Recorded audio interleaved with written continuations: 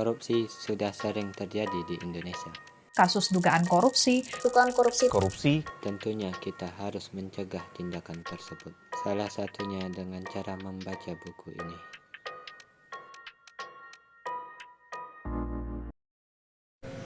Assalamualaikum warahmatullahi wabarakatuh. Perkenalkan, nama saya Sarwani Alif Chandra dari SMAN Binaan Khusus Kota Dumai. Saya akan meresensikan buku yang berjudul Buku Anti Korupsi Tanpa Korupsi Dapat Membangun Bangsa. Buku ini adalah karya dari Istiana dan Arianti dan Nur Fitriani. Buku ini diterbitkan oleh Rahma Media Pustaka dan merupakan cetakan pertama yang diterbitkan pada tahun 2021.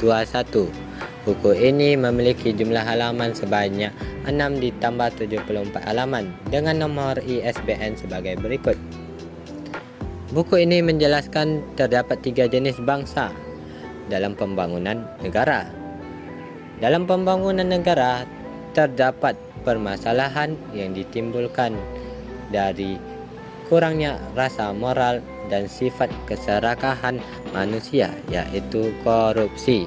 Menurut buku ini, korupsi terbagi menjadi 2 berdasarkan pelakunya, yaitu white collar dan blue collar. Menurut buku ini juga terdapat 4 faktor yang memengaruhi korupsi, yaitu faktor sejarah, faktor ekonomi, faktor budaya, dan faktor kelembagaan. Menurut buku ini, korupsi di Indonesia sudah ada sejak zaman penjajahan Belanda yang mengakibatkan perusahaan VOC yang merupakan perusahaan terkaya sepanjang masa di dunia bangkrut pada tahun 1602.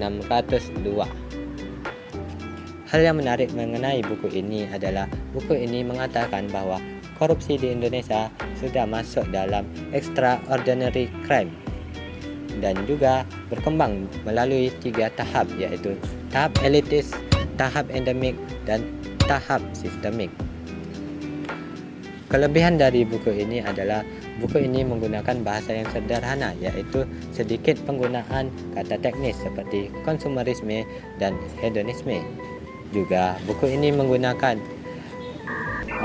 kata dan kalimat yang bersifat persuasif karena mengajak para pembaca untuk menerapkan 9 nilai anti korupsi dalam kehidupan sehari-hari.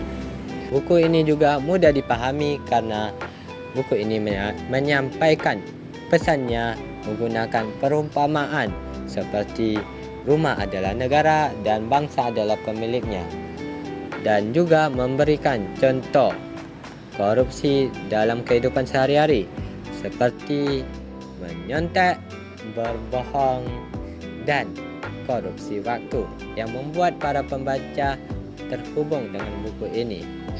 Kekurangannya dari buku ini adalah buku ini terdapat penggunaan kosakata tidak baku yang sering muncul dalam ide buku ini, yaitu kata fondasi yang seharusnya dalam bentuk bakunya adalah fondasi. Terdapat juga kesalahan penulisan seperti anti korupsi seharusnya anti korupsi dan masih banyak lagi.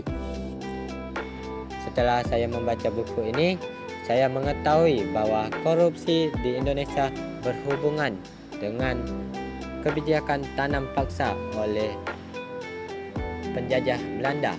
Dan saya menjadi tahu juga bahwa korupsi di Indonesia seharusnya ditumpas secara komprehensif, bukan secara parsial. Buku ini memberikan solusi untuk mencegah korupsi dengan menanamkan dan menumbuhkan nilai-nilai anti korupsi sejak usia dini. Buku ini direkomendasikan untuk siswa-siswi SMA, SMK, MA, dan sederajatnya karena terdapat penggunaan kata teknis tetapi masih dapat mudah dipahami. Sekian dari saya. Assalamualaikum warahmatullahi wabarakatuh. Badi jawaban nomor 2. Tak nak lah.